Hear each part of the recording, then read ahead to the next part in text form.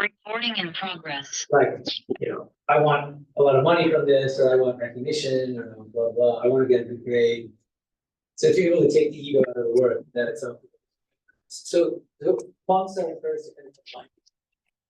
Spiritual practices. And of course, meditation.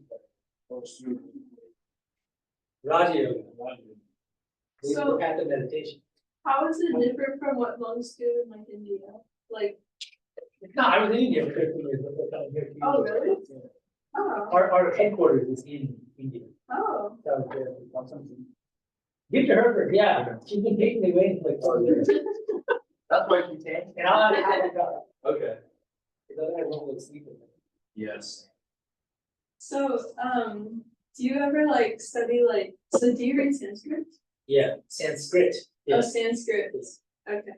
So, do you ever like study how to like, astro project and all that? Whoa, You interesting. Oh, man. It just went from 0 to 6, from Sanskrit to astral protection. That's not projected. No, I've not learned that. That's tantric practices, right? I don't even know. No, that's just like new age. Like, yeah, a little bit. John, there you are. Hey. I predicted, I told Micah, I was like, some people are gonna look confused. And he's like, no. Yeah. Oh, thank you. It still tastes pretty good though. Oh, yeah. It's not Micah level tea. Oh, thank you. Not at a level. No, I'm Christian, but not at a level. It's a good name for Micah. Namaskaram. Huh? You mind if I'm going? No. All right, I'm going down. He needs to cross some brothers. Just don't let it get to your head and start doing like elaborate Shiva pujas. I know. I hate these sides. Wait, so what is this? It's chai. Chai? It's an Indian masala tea. Okay. Wait, what's chai made from? Like cardamom. The masala has all sorts of It's things. got lots of different. Ginger. Ginger, cardamom, like lots of good stuff. There I see grass sometimes. I don't know if this one has it. So it's just like plants? Yeah, it's like tea and then Herbs. it's like with like more spices and then like milk. Just leaf juice. Okay, so I feel like we should just start. Yeah, I think we should. Okay. Because I went there and he was the one. Yeah. Okay, Because he didn't see So- the story.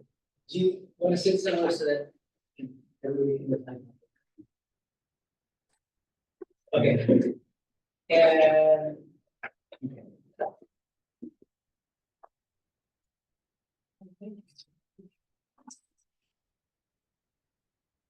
Om Asato Ma Satgamaya Tamaso Ma Jyotirgamaya Mrityorma Amritam Gamaya Om Shanti Shanti Shanti Om lead us from the unreal to the real. Lead us from darkness to light. Lead us from death to immortality. Om peace, peace, peace. Hi everyone. Good evening. And today, interesting, relevant topic: Vedanta in the age of social media. We can ask ourselves: every age has a certain kind of something distinctive about it, right? What's most characteristic of our age? How would you characterize our current age? And if you were to ask me that, I would say it's the age of instant gratification. He agrees. Everything seems to be geared toward instant gratification. I grew up in the 80s, early 90s. And when I would watch a TV show like Seinfeld or something, I'd have to wait a full week to watch the next episode. And now, binge watching, Netflix. What are other things other than Netflix, like the competitors of Netflix? Hulu, YouTube, Paramount, there are a million. And you can watch an entire season of your favorite show in one day and just gorge yourself. So that's just one of many examples. And it's gotten kind of crazy. Pornography is another huge thing. And it's like sucking people in, and it's becoming a huge kind of addiction issue too, right? There's so many addictions now coming in. There's actually a whole other category called behavioral addictions. It used to be substance addictions, right? Between heroin and cigarettes, and now it's behavioral. No, you're- addiction to certain kinds of behavior, pattern of behavior. And the problem seems to be getting worse rather than better. And I would put it this way: you might think, oh, so far, well, isn't that great? Because now we're able to get more of what we want, whenever we want, anytime we want. Right? Good thing. But the paradox is, I would call this the paradox of instant gratification. The paradox is, we are less happy than ever. The more easily we get stuff, the unhappier we become. The question is why? And so lots of different professionals in different fields have been exploring this question. So philosophers, psychologists, neuroscientists, and they've been giving some pretty interesting answers. And so that's part of what we're going to talk about today. How does this relate to social media? Because social media, it seems to me, is one of the major players in this age of instant gratification. It's kind of obvious, I mean, for anybody who uses social media, right? But like likes, retweets, just even like the nature of a lot of these social media websites. I have reels. Reels, and you just Yes. swipe. And Yes. Reel is different from Instagram, is that? No, I mean, But the there's a reels difference. feature is there on Oh, Instagram, YouTube. oh, I see, it's a feature across. It's like short form content. Short form content, so even YouTube Shorts are like. Yeah, it's basically the same concept, like And- TikTok, we created famous and mainstream. And And everyone Instagram is also like that. Yeah, they copied it because it's very profitable since exactly it's instant gratification. Okay, so. A lot of studies have shown that people who use social media very heavily have more mental health issues than other people who don't use social media so heavily. They suffer more from depression, anxiety, low self-esteem, and a lot of other problems. And just in general, as I said, in this current age of instant gratification, there was a study done in 2023 called The State of Mental Health in America. And they found that about one fifth of, 50 million Americans suffer from some form of mental illness. Over 1/5 of Americans. And over 1 in 10 youth in the US are experiencing depression. That's severe to the point where it's actually affecting their ability to work and study in school. So now, what do I want to do? And I want to make this interactive for any of us, so we can kind of like talk to each other. So I want to look at social media and the stage of social media from the standpoint of Vedanta, the spiritual tradition of Vedanta, and explore how Vedanta would answer some of these key questions. Like number one, why is it that social media use, heavy social media use especially, is making us so unhappy? How do we use social media more mindfully and more beneficially? And how can we find true happiness and fulfillment? Okay. And can we turn this off somehow, or is it, does it feel like it's distracting? Yes, one of those. Oh, is it just this? Did I do that? Yeah. Oh. Yes, check that. Oh. And now it comes off. Why is it dark?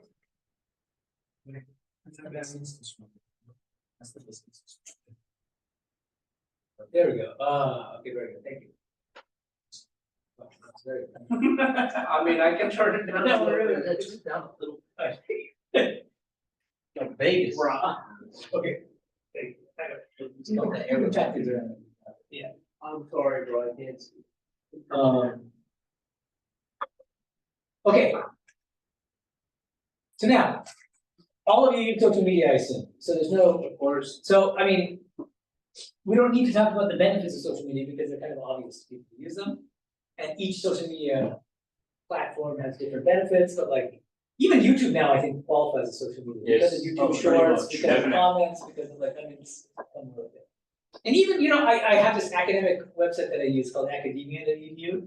I've been using it for years. It's very helpful because when I was in India, it was the only way I could network with scholars around the world, and I'd post my papers, people would read them.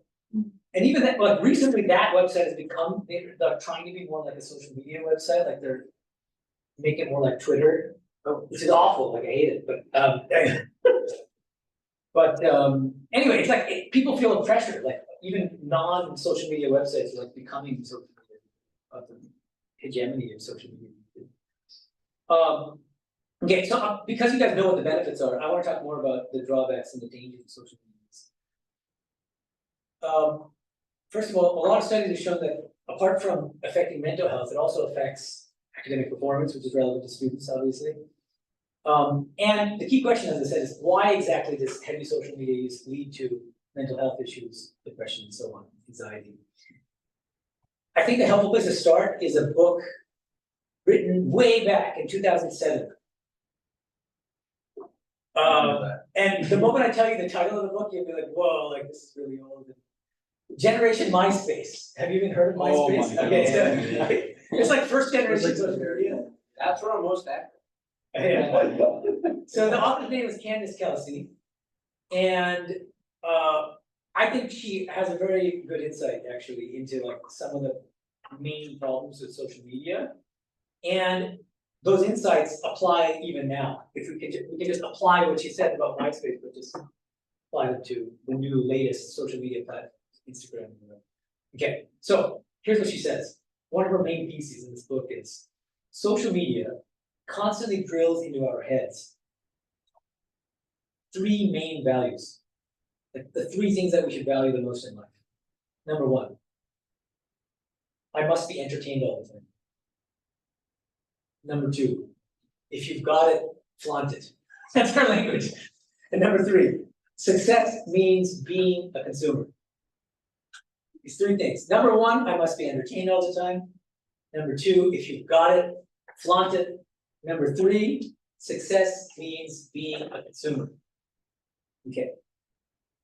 And what I would suggest is Vedanta gives us three counter values, spiritual values, each of which kind of like is an antidote to each of these more worldly values that social media is kind of indoctrinating us into. So number one, and each of them is kind of a counter to 1, 2, 3, right? So number one, Vedanta says, don't live a life centered around instant gratification. Instead, try to populate your life with your daily life with various forms of delayed gratification. What do I mean by delayed gratification? Something you need to work on. Yeah, exactly, right. Like exercise. Exercise is a good example. Yeah, exactly. And I'll get to that in a second, actually, but that's one good example. Yeah, and what study after study has shown is that people who can defer their gratification and who can work for a more long-lasting gratification, they end up leading much happier lives. Okay. Okay, so that's number one Vedāntic value. Number two, in opposition to if you got it, flaunt it, Vedanta says we suffer most fundamentally because we mistakenly identify with this physical body. And in our deepest nature, we are actually eternal souls. We're spirit. We're consciousness, separate from the body-mind complex. And that the aim of life is to realize our true spiritual nature as souls separate from this body-mind complex. And so the more we engage in activities that remind us of our soul nature, of our true spiritual nature, of our divine nature, the happier we'll be and the more peaceful we will find ourselves. Third, remember the third social media value is success means being a consumer. The Vedanta counter value, success is not measured in terms of how much money you have, how many possessions you have, how many vacations you go on, how many yachts you have, so on and so forth, but how much spiritual progress you make. How unselfish are you? How loving are you? How close are you to the divine or some kind of higher truth, higher reality? Okay, okay, so that's a kind of overarching. So keep in mind, okay, for the rest of this discussion, keep in mind the three main values that social media and that this whole entire age of instant gratification is kind of drilling into our heads. And then keep in mind also the Vedanta counter values, okay? So now, let's go through them one at a time. The first social media value, I must be entertained all the time. Actually, I want to nuance that a little bit from a Vedanta standpoint. I would say that Vedanta will go a little bit deeper and say, the value that social media is drilling into our heads is not just, I must be entertained all the time. I must be gratified. And instant gratification is only one form of, or entertainment is only one form of instant gratification. There are many other forms of instant gratification. When I eat a delicious, whatever, chocolate ice cream or something, it's not entertaining necessarily, but it's definitely a form of instant gratification. So I think the more fundamental value that's being drilled into our heads through social media and through any other form of instant gratification is, I must be gratified all the time. There's a book by Anna Lemke, a Stanford psychotherapist, called Dopamine Nation. And there's this undergraduate, Stanford undergraduate, who comes to her complaining about mental health issues like depression and other stuff. And she asked her about her lifestyle habits, like, you know, what do you do when you walk to campus? She says, oh, I listen to whatever, music and or whatever, like she did something with her phone and with AirPods. Yeah. And she goes, all right, well, let me make a suggestion. From now on, when you walk to campus, don't listen in and don't use your phone. And she looked crestfallen, like, oh, please, that's asking too much. But she did it with great difficulty. And the first couple days, it was really painful. She was getting bored and restless.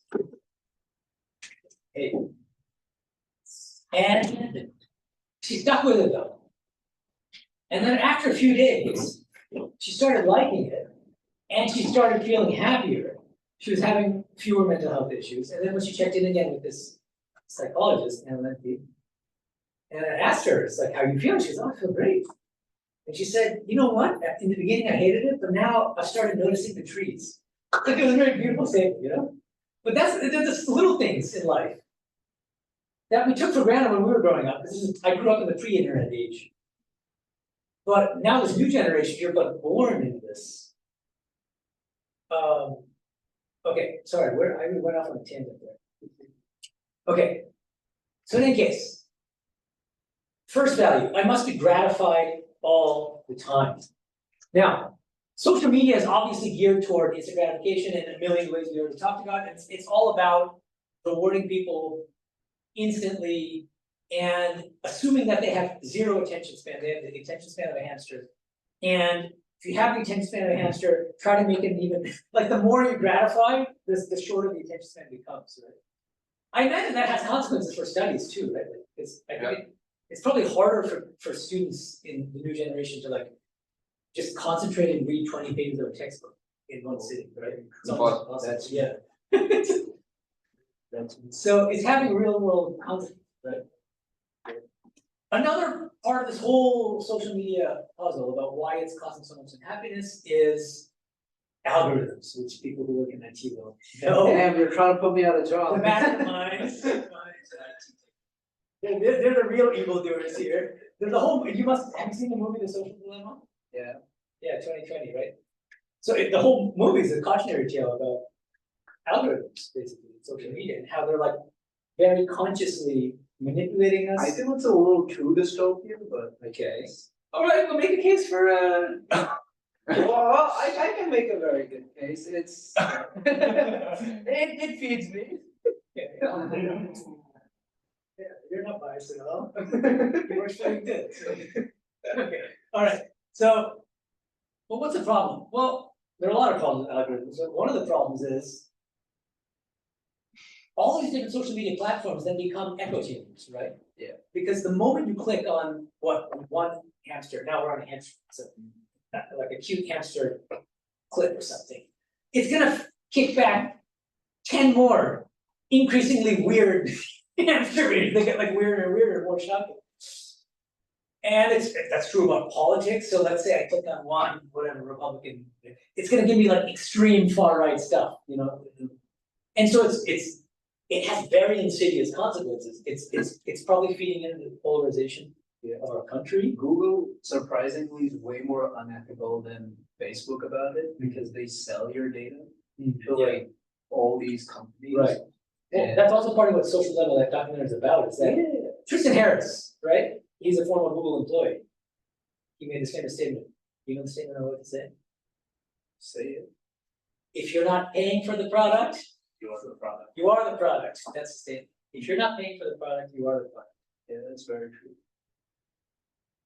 We think it's free, right? It's great, hunky-dory. But you are the commodity, right? And here, Vedanta is very relevant. There's a great text, Prashant, have you heard of it? Vairagya 100 Yeah, yeah. verses on Vairagya, on detachment, 100 verses on detachment, beautiful Sanskrit text. And there's a great line. Bhogana bhuktaha, vayameva bhuktaha.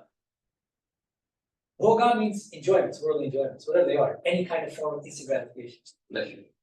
Those things are not enjoyed, whether it's Instagram, whether it's that ice cream, whether it's whatever it is.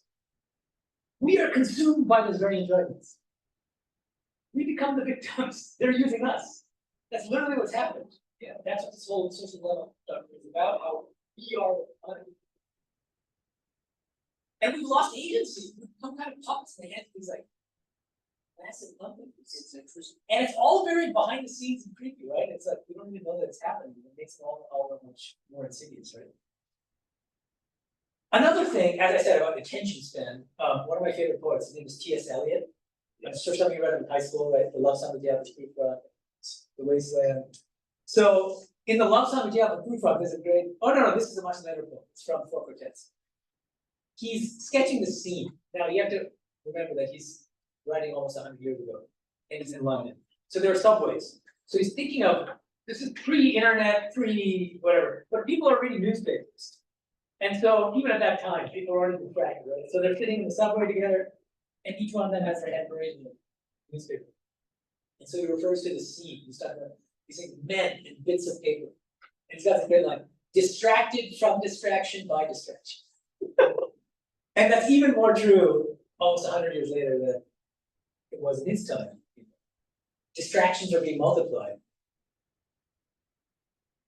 And it's affecting studies, and it's affecting our ability to hike. And it was just, a few years ago I was in Japan, and I went to a restaurant. And next to me at the next table was a Japanese family, mother, two sons, I think. And they were sitting there for like an hour, and it was just not one word was exchanged between the three of them because the two kids were just on the phone the whole time. And the look on the mother's face was just so sad. Like she wasn't even angry because it was like she was like resigned herself to the fact that like, she was like wouldn't be able to have a normal conversation with her kids now. I mean, the whole thing was really sad. Okay, now coming back to the book that I mentioned, Al Lemke, Dopamine Nation. She makes it's a really interesting thesis, and I think it's really powerful and it's thought-provoking. And I don't want you to just like swallow it, hook, line, and sinker. I want you to think about it. But here's her thesis, or one major thesis in this book. Smartphone is the modern day hypodermic needle, delivering digital dopamine 24/7 for a wired generation. What you take to inject heroin in your body. It's Are you so surprised that I don't know that? I am surprised. Oh my god. Swamiji, sorry to interrupt. We were late. We didn't catch the title of this book. Abomination. Oh, Dopamine Nation. Okay. And the title of the talk is Vedanta and the Age of Social Media. Yeah, that I You know. know that, okay. Yeah. All right, I don't know, I think it's a little bit extreme. a little extreme. Not a little, it is extreme. I feel it's using the, the polarization and all that tactic to sell the book itself. Okay. So It's it's a a little little- hypocritical. Yeah. It's a double-edged sword, nobody's All right. denying. Okay, let's let her make her case first, and then you can bounce. Okay? Nah. Yeah, you keep it on, Rose profiting on it, so you're fighting and speaking. I know. All right. Okay. All right. Just hear her out, or at least my summary of what she's saying, and then we can argue. Here's what she's saying. I already distinguished between two different kinds of addiction, right? One is substance addiction, the other is behavioral addictions. Okay? What she says is, based on scientific studies, is that in both cases, the structure of addiction is exactly the same. The neurochemistry of addiction is exactly the same. What happens? I take a hypodermic needle, Don't point to me when you say that. It's all right, I'm not to edit this out. He's so innocent that he doesn't even know what acronym is. Yeah. I'm from Missouri, over there. I'm we're giving doing Donna the that. credit. His mind is on such a spiritual plane. He said, what the heck? So anyway. So yeah. So, all right. So I inject heroin into my system. What happens? There's a massive spike in dopamine. Dopamine is a kind of a feel-good chemical, neurotransmitter that's responsible for making us feel happy, and that gives us satisfaction and motivation to just do things. Okay. So now what happens? A crash follows. Yes, exactly. A crash follows. And then our dopamine levels come crashing down. And then our baseline dopamine level goes down. As a result, we're going to crave more of that heroin. So we're going to take, now we take the same amount of heroin we did the first time. The second hit is never as good as the first. Third hit, not as good as the second one. How do you Not know? that I've ever done it. We can ask Jen. That's Oh, I so should- true, I should- guys. Second is never as good as- This monk knows too much about it. I'm spending too much time on holiday. Exactly. Okay. So, okay, now what happens? I need more of that substance to get the same dopamine high. Which means I'm taking more of the substance. And inevitably the crash will come. And then slowly or gradually, sometimes not so gradually, the dopamine levels come down lower and lower, we become miserable as a result. And it becomes a vicious cycle. That's what the cycle of addiction is about, right? Now, what she says is, addiction to behaviors have exactly the same neurochemistry, the same structure. And social media is one of the biggest kinds of behavioral addictions, or objects of behavioral addiction. So, people who become addicted to social media, what are they addicted to? Those little dopamine spikes. Every time you post something and you get a like or a retweet or this or that, I don't know what the kids know. Depends on the platform. You get that dopamine spike. You literally feel it. Like if you just phenomenologically you ask yourself, like, you know, what is that buzz that you feel when somebody shares that picture that you posted on Facebook or whatever it is? That's dopamine. And then what happens? Get addicted to it. And the more you use it, the more addicted you become, the more you crave that little spike in dopamine. There have been some really interesting studies on this. So one example is there's a Swiss scientist named Christian Lüscher. He did studies with mice. And one of these studies is, puts a mouse in a cage. At the other side of the cage is a dopamine lever. It's a dopamine delivery device with a lever. The mouse pushes the lever, gets a direct stimulation of dopamine in his brain. Okay. So obviously, what happens?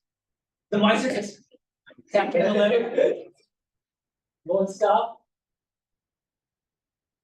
Even more interestingly, he starts doing some variants on the same experiment. Now the mouse is on one side of the cage, the dopamine lever is on the other. He puts an electrically charged grid on the, in between, in the cage, on the floor of the cage. And so if the moment the mouse sets foot on that grid, it gets electrocuted. Damn. Okay. And the question is, will it still try to get to the dopamine delivery device? The answer is yes. Yeah. Not just that, the experiment is kind of cruel, to be honest. Because even after it reaches the dopamine delivery device, it's still on the grid, it's still getting electrically shocked. And it's this very, very disturbing picture of these mice with great difficulty and pain and suffering, crossing over to the other side of the grid and getting shocked at every step to get to the delivery device, and it keeps hitting it while getting electrocuted. Damn. And the doctor, the one doing the study, said that if we just let the mice continue, they would just keep hitting that lever. It wouldn't eat, it wouldn't sleep, and eventually it would die, but it would die very happily. Does it remind you of any very famous postmodern novel? Is this, I know, it's like kind of old. 1994? 1990, no, that's, no. Brave New World. It's not that old. Not Brave New World, that's also too old, Aldous Huxley. It's more recent, David Foster Wallace. Anyone heard of him? No one's heard of David Foster Wallace. I've heard of. He was, suicide, but, he wrote this fat postmodern novel called Infinite Jest. And one of the main premises of the book is, there's this film called Infinite Jest. Samizdat is another word, S-A-M-I-Z-D-T. And the beauty of the film is, it's so gratifying, so intensely gratifying that the moment you turn it on, you get hooked. And it's just this like continuous kind of orgasm, like this incredible, intense gratification. And they can't take their eyes off it, and they won't stop it. And it'll just go on, and they end up dying. People die from jet blast. That reminds me of someplace, Las Vegas. Oh, there you go. Okay. So there are places there, and not just that. There's there's that show Westworld, where it's all about with AI, with androids and whatever that look like human beings. The next frontier is instant gratification to your heart's content without without your conscience pricking you, because they're not real, so you can do whatever you want with these beings or whatever. Okay, so now, why is all this relevant? Because now we're the mice, unfortunately. We're the guinea pigs, we're the mice, we're the rats in these experiments. And we're the ones being manipulated. And without even knowing it, it's not conscious, and we're not like, we're like, in this new generation is like born into this whole situation, right? From a very young age. But our minds have become primed, our brains have become primed to crave these dopamines. And that's one of the main reasons for all the mental health issues that young people are facing. Not just the young people, but especially young people. Okay. So now what does Vedanta have to tell us? Navada's favorite. I think you knew this is coming. You knew this is coming, Navada. The three gunas. Yes. So Bhagavad Gita, one of the great scriptures in Hinduism. In chapter 18, Gita, Krishna distinguishes three kinds of happiness, sukham. Sattvika, Rajasika, and Tamasika happiness. Okay? Rajasika happiness gives a really succinct and powerful definition of all forms of instant gratification. The happiness involved in all forms of instant gratification. Vishayendriya sanyoga yat tat adrendra dopamam pariname vishamiva tat sukham rajasika. Rajasika happiness is any happiness derived from the contact of sense organs with sense objects. What's the structure? In the beginning, it's like nectar. Wow, there's nothing better than this. In the end, it becomes like poison. Okay? What is tamasic? Tamasic is it's delusion from beginning to end. that's the way that you can define it. Yeah. Okay. So we won't dwell on that. Well, we can dwell on a little bit actually. What's the problem with all these forms of gratification? One of the problems is it doesn't last. It doesn't last forever. And so eventually there's going to be, as this gentleman, what's your name? Yorgos. How do you spell it? Yorgos. Wow, okay. Greek or? Yeah. Okay.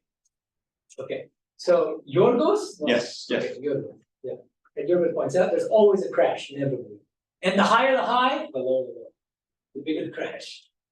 Always the same situation. Vedanta recognized this a long, long time ago. Another great Vedantic scripture, Bhagavata Purana. There's a verse that I've mentioned in previous sessions. Hopefully somebody has memorized it by now. Na jatu kamaha kamanam upabhogyena shamyati havisha krishnavatmeva bhuya eva vivakrit. Sorry, that's my bad. This is embarrassing. We didn't talk about social media. And then bing! Sorry. Okay. Thank you for using my product. What does social media? What does this verse mean? The Sanskrit verse? desire, worldly desires, are never satisfied through enjoyment. See, the law, but the intuition is, I have a desire, there's a desire in my mind. I want a piece of cake. What's the solution? What's the solution? Eat a piece of cake. Duh, and then you fulfill the desire. But what actually happens? Yeah, it does get satisfied momentarily, but then, probably within a few hours or days, I want to have 2 pieces of cake, or an even richer cake, right? And this is the structure of all desire. And the stronger the desire, and if you fulfill that stronger desire, what happens? The desire gets even more intense as a result, right? So, oh, and it gives a beautiful metaphor, distinctively Indian metaphor. There's a fire, and if you're trying to extinguish the fire, the worst thing you can do is to toss ghee into the fire. You know what ghee is? Clarified butter, right? Because what's going to happen if you throw ghee into the fire? The fire's going to get much worse, right? Okay. So, Vedanta says, if you have desires, instead of rushing headlong into trying to fulfill your desires in every opportunity, the better thing is to try to reduce your wants. You don't have to eliminate them, that's a big ask. But simplify your life. And there's another verse from Vairagya Shatakam, the same text that I mentioned earlier, Bhogana Mukta, Vayamena Mukta, another beautiful one. This verse explains what is true wealth and what is true poverty. Satu bhavati daridro, yasya trishna vishala, manasi cha paritushte portavatko daridra. That person is poor, satu bhavati daridro, yasya trishna vishala, whose desires are great. That person is poor, whose desires are great. Manasi cha paritushte portavatko daridra. And when the mind is contented, who is rich and who is poor? What's the idea? You can be Elon Musk, you can be one of the richest people in the world, and be unhappy if your desires are greater than that villager in some developing country who makes $50 a month. I've heard it put as a, I've heard it put as a simple like equation where it's like happiness equals like the outcome minus expectations. That's nice. Yeah, that's actually what I was talking earlier before the class started about Karma Yoga in Vedanta. Karma Yoga in the Gita is whatever work you're doing, remove the attachment to an expectation of like getting something out of that work, whether that's success, whether it's name and fame, or so on and so forth. And if you do that, you'll be much happier as a result. So who says it? What did you say? Is it? I don't think it's attributed to someone specific. Oh, okay, but happiness equals outcome minus Expectations. expectations. That's nice. Yeah, thank you. So that in Vedāntic terms, I would call that karma yoga. I wouldn't call it Krishna something. Okay, thank you. Yeah. And you wanted to say something? Oh, it's fine, I forgot. So he's like, here's your too much. His name is Vedant, so it's You'll. he's already got it. He's already. I have a question. Yes, please. You said we should reduce the wants, right? Yeah. What about aversion? Is that It's equally probably, yeah. Raga and Dvesha are both equally to be avoided. what is wrong with our What's wrong with it is it's a strong feeling, it's an emotion, right? Which makes us unhappy, which makes us lose peace of mind. And which makes us, and it, whatever it is that thing or that person becomes an enemy. even if the aversion is towards something that is evil or unpleasant? Oh, I see, that's interesting. So if it's an aversion to, you're hating racism or something. That's an interesting question. What I would say is, it depends on your level of consciousness, but from the very, very highest spiritual standpoint, all these distinctions we make between good and evil and all that stuff, at the highest level, everything is divine. There's just nothing but the divine. There's an incident in the life of Sri Ramakrishna when he sees a wounded butterfly, because there's a splinter in the butterfly's wing, and the butterfly's like struggling to fly, and it's probably gonna die soon. And Sri Ramakrishna feels great anguish for this butterfly, thinking, what what fool boy must have been this game? And then in the next moment, he starts laughing. And he goes in this very high spiritual state. And then he realizes, he says, oh Rama, now I see you are creating your own distress. Because he sees Rama in the form of the butterfly, the butterfly. He sees Rama in the form of the boy inflicting the pain on the butterfly. He sees Rama in the form of a splinter in the butterfly's wing. Even inanimate objects are also God. So we're not there yet. So until we realize the highest truth in the divine, we obviously need to accept this distinction between good and evil and work accordingly and act accordingly. And in that case, in the case like we should strongly we should condemn violence. We should also condemn racism and other things. But it shouldn't take the form of an emotional reaction. Emotional reactivity of all forms, even hatred of racism, is bad. What? If emotional reactivity as such it's automatically like a lack of peace of mind. Right? Just think about it. It's a knee-jerk reaction to something. What about pity or compassion? That is also emotion. It's What about pity and what? compassion are not the same thing. Pity or Pity and compassion are the Ah, same. okay. I mean, P-I-T-Y, yeah. but you know the emotion that I'm referring to.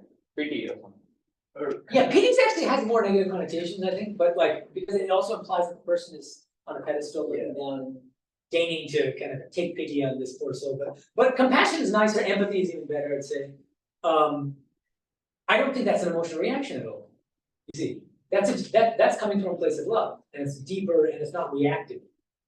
I think the problem is, Respond rather than react, right? Response is different from reaction. See what I mean? I think the problem with aversion is, even though it's like the anti of attachment or something, you're still dwelling on it for too long, and that in itself is a problem.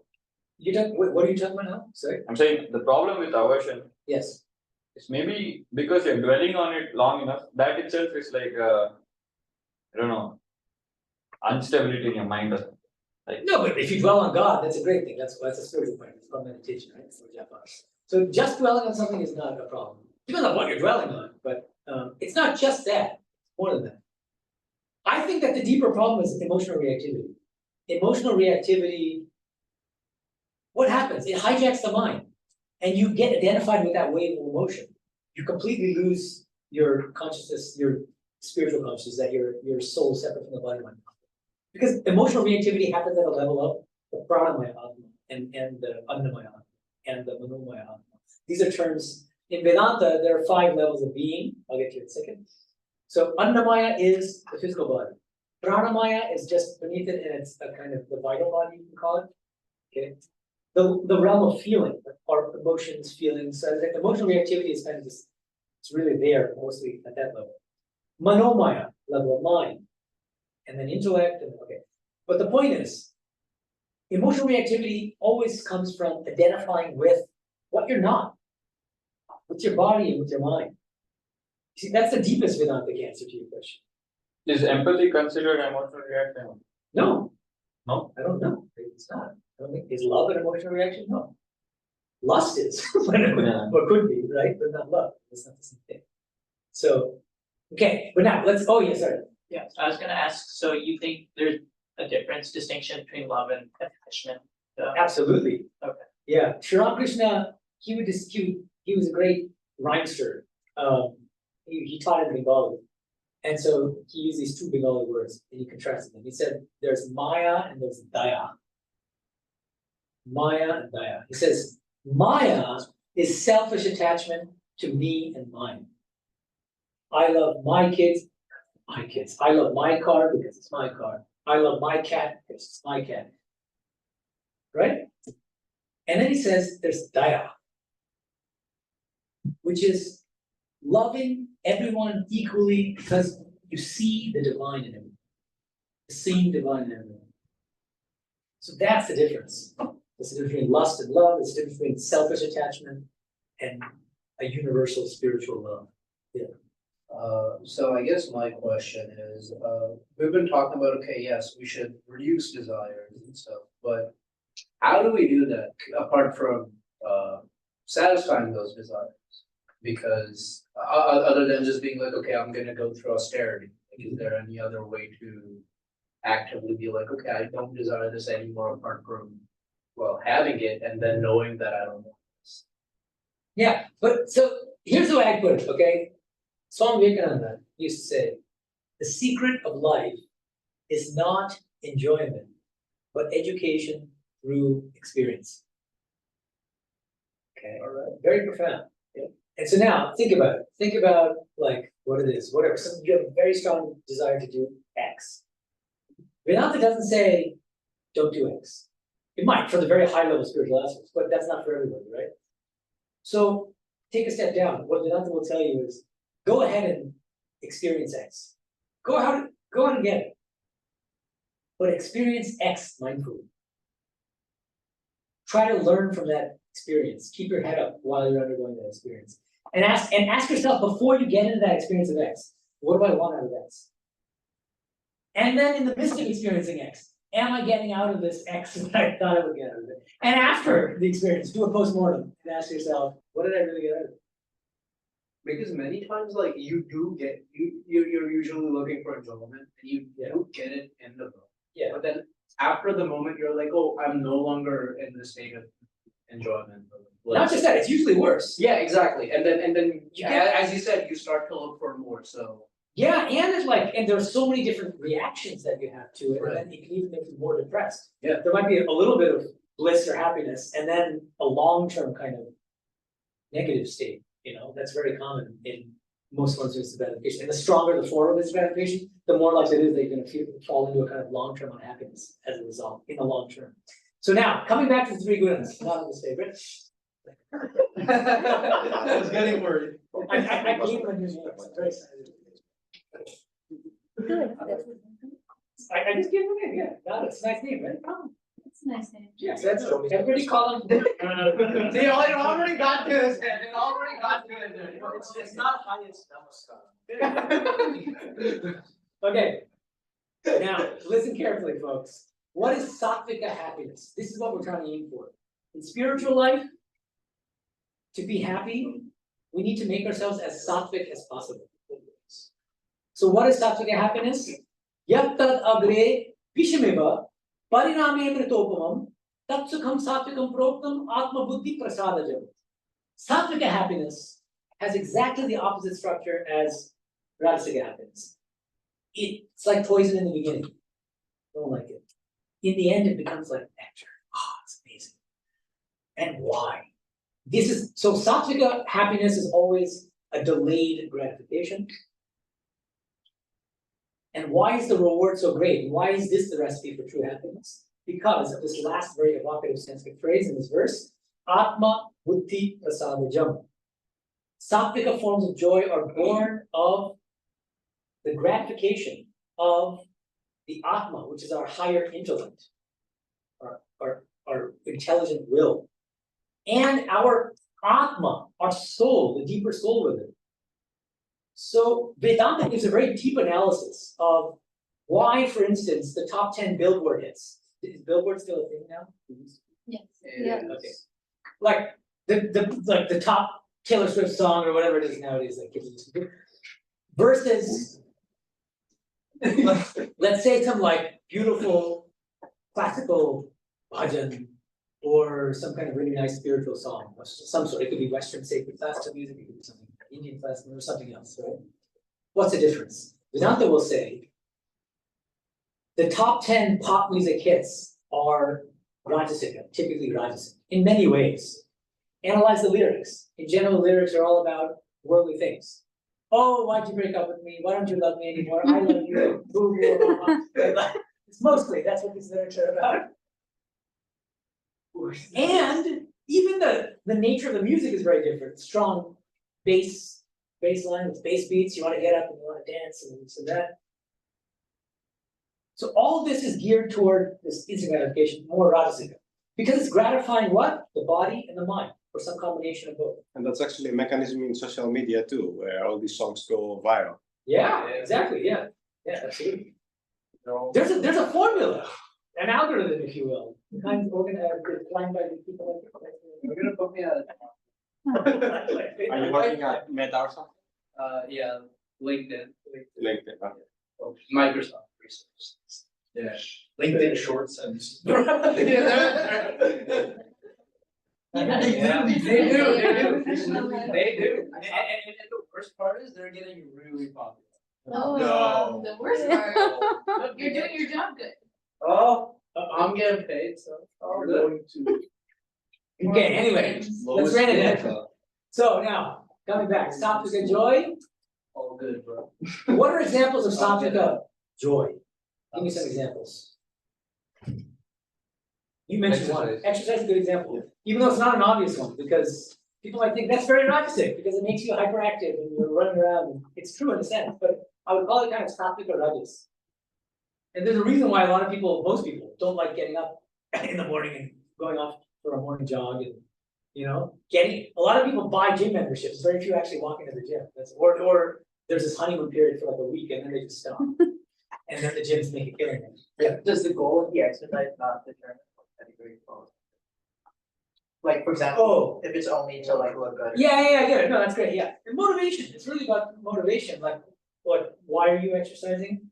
And what's the attitude with which you're doing the exercise and what you're trying to get out of it, and if it's all about looking good and, you know, treating the gym like a meat market and this and that, staring at the mirror all day.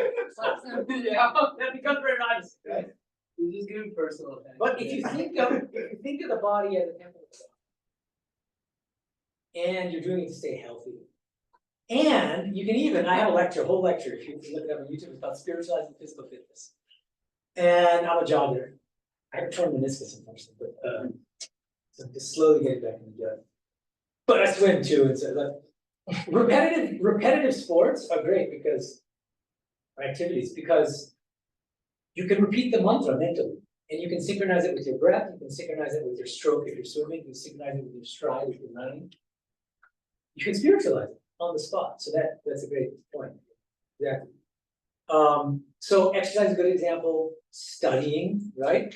Dieting. If you're dieting, if you're faced between the choice of going to a frat party versus studying hard for that exam tomorrow, which one is delayed gravity? Obviously, but you're gonna be happy in the end that you, even if you missed out on a little instant gratification as a result, right? And there are many, but honestly, if you look back in your life, you guys are still young, but the older you get, the more I think you'll realize the truth of this. Look back in your life and ask yourself, what are the greatest sources of joy in my life? I can almost guarantee you they're not gonna be these like, oh, that amazing ice cream I had. There'll be longer lasting kind of things, like when you're 60, you'll look back and say, you know what? Raising my kids, or like making my marriage work, or that decent dissertation that took me 6 years to write, or, there are a million things that you could come up with. Usually they're forms of delayed gratification, because the nature of the joy is fundamentally different from the joy of instant gratification. And Vedanta explains exactly why, pinpoints why. Instant gratification gratifies either the body or the mind or the body-mind complex as a whole. Whereas these delayed forms of instant gratification are sattvika forms of joy, which gratify the deeper soul within. And so you can literally run a test, you can run an experiment on yourself. Listen to some very popular whatever song and ask yourself how that makes you feel. And what kind of mood it brings you into. And then listen to some very spiritual kind of music, whatever it is, you take your pick. There are a million I can mention. And then ask yourself after, and don't listen back to back, because you're just gonna get whiplash. But and then ask yourself, how does that make you feel? Who do you become? I think the deeper question is, who do I become? Yeah. I was just gonna say, like, I thought about this last time when you were talking about music and like you fake it to make it, fake it so you So you make it, yeah. But I like in the Christian faith a lot, like people will say like once you start listening to like spiritual music, like, you don't want to stop. Yeah. And I find that to be like very true. Like, once you start kind of listening to spiritual music, like going back to listening to like regular music that you're used to listening to, like you just don't have that desire anymore. Which is really weird because I'm somebody who's like a very big music person. I have a lot of my worldly attachment could be music. I love like the artists that I listen to, but I notice that change. It goes off and on. Sometimes then I'm like, okay. But it happens, and Yeah. don't force Yeah. anything. Another nice thing about Vedanta is it doesn't like, tell you to go cold turkey on things and just be Yeah. natural, but be mindful as you undergo whatever whatever you're experiencing. Another major thing about social media, which I think is really important and which is I think less obvious and less discussed. There's a book by Jean Twenge called The Narcissism Epidemic, published in 2009. And a large part of the book is about how social media is turning us all into narcissists. And I think there's something really true about that. And Even back then, he was writing about this. yeah, exactly.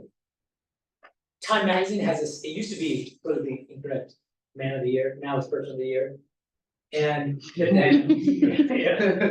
2006, person of the year, guess who it was? You. What? And you, it means we're the stars now. It used to be like some like world historical figure, right? It's whoever it was.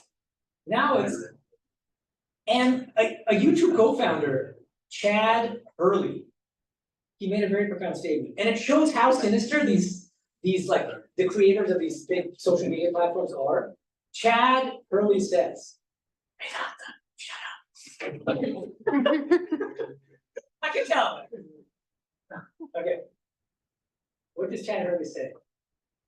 Everyone in the back of his mind wants to be a star.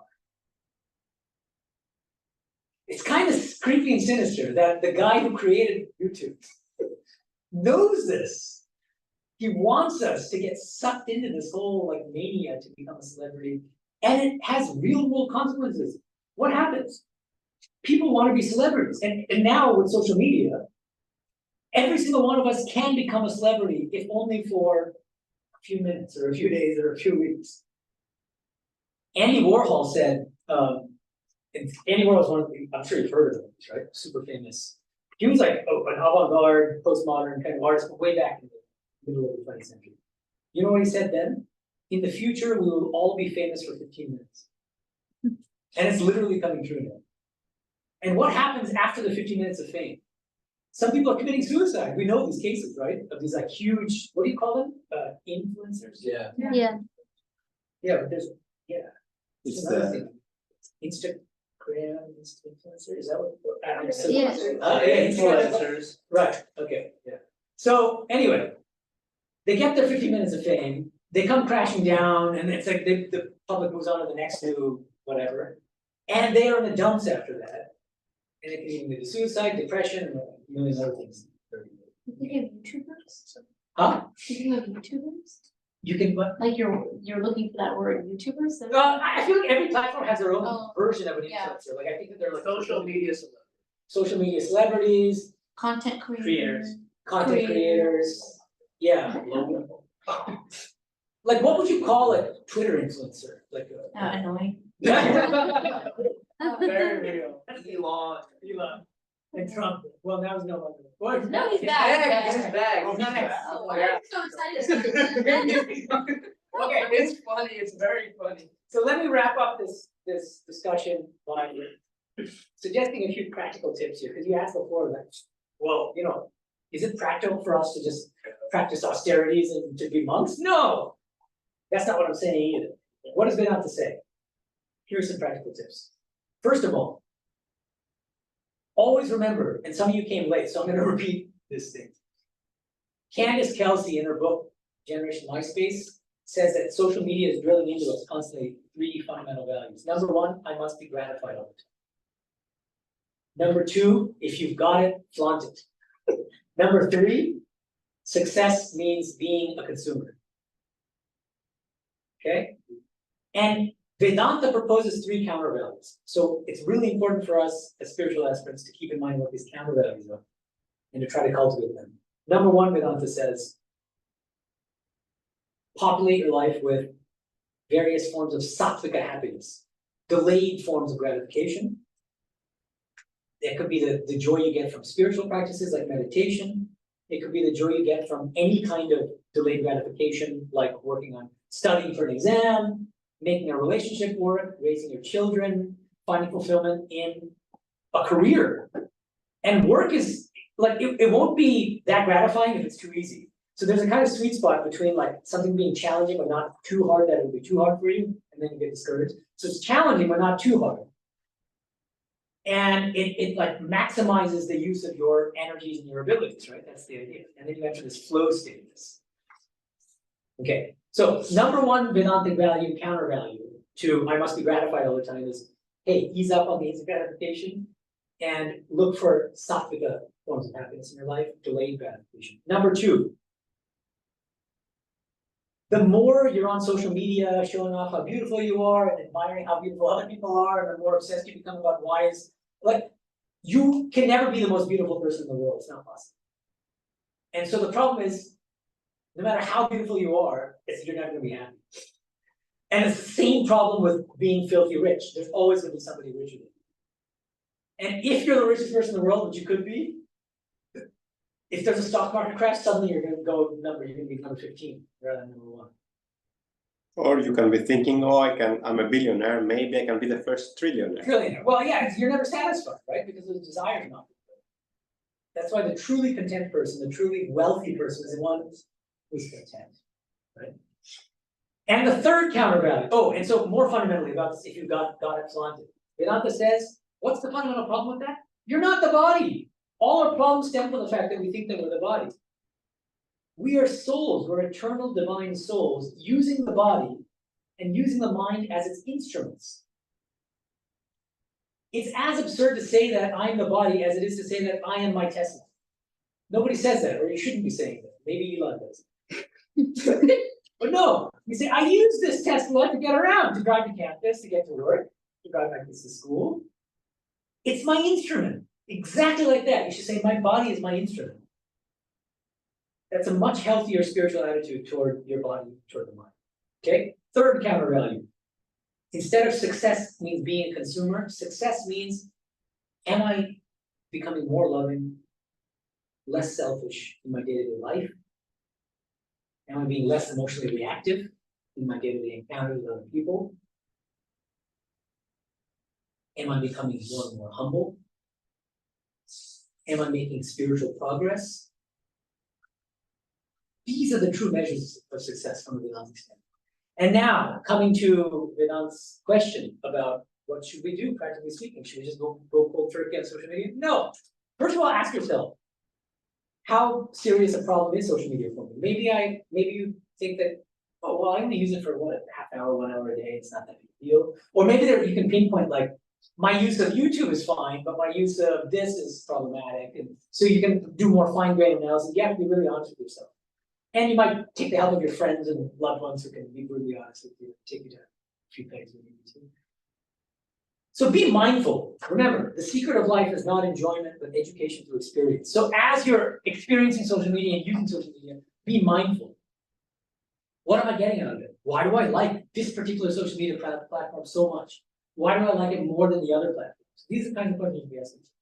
And number two, you talk about austerities, right? Anna Lemke in her book, Dopamine Nation, she actually talks about austerities, like which is used in a monastic context, but then applies it to everybody in a really interesting area. She says every single person can and should undergo what's called dopamine fasting. Dopamine fasting. You should consciously deprive yourself of these dopamine bursts, these dopamine hits, because our age is saturated with this whole culture of instant gratification, like giving you the dopamine whenever you need it, in whatever quantity you want. And we need to just take a little bit of a break sometimes. What are some practical tips that she suggests? And I really like some of them. She says, listen, if the problem is with social media use, the biggest problem is our smartphones. Because they're with us all the time. Even when you go to bed, they're right next to you usually. Right, they're literally right next to you. And so one pro tip she gives is, you can still use social media, but restrict your social media use only to your larger devices, like iPads, laptops. Then what happens? Can't use them on your phone anymore. No longer the hypodermic needle that not on the crave so much.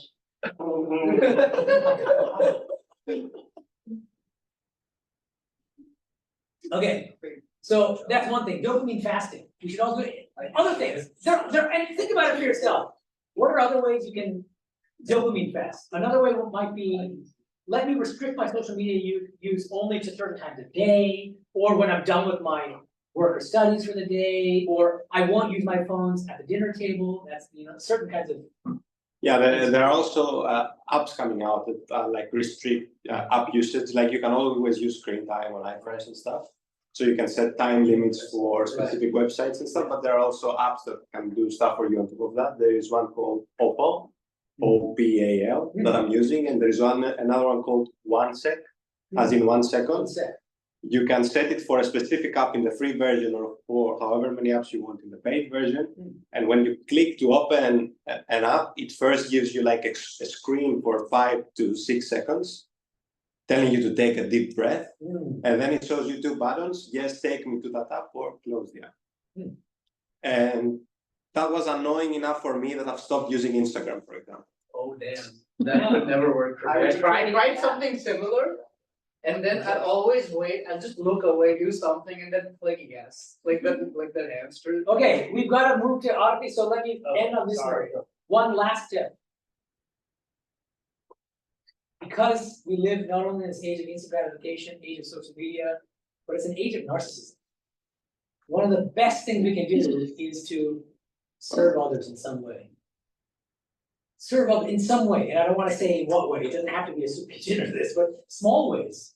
A friend in need, helping out somebody who's just, on a subway that you find, or could be a stranger. Just every time you do that, you're going to be less selfish, you'll be making spiritual progress, and you'll just be happier.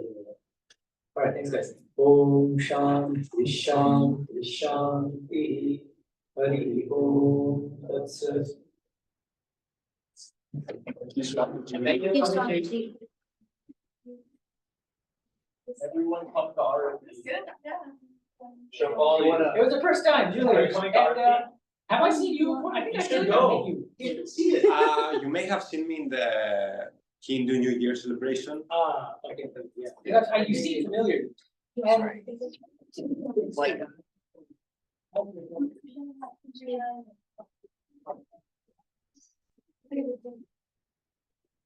Okay, so now we have to make it. End meeting, brother. End meeting. All right. You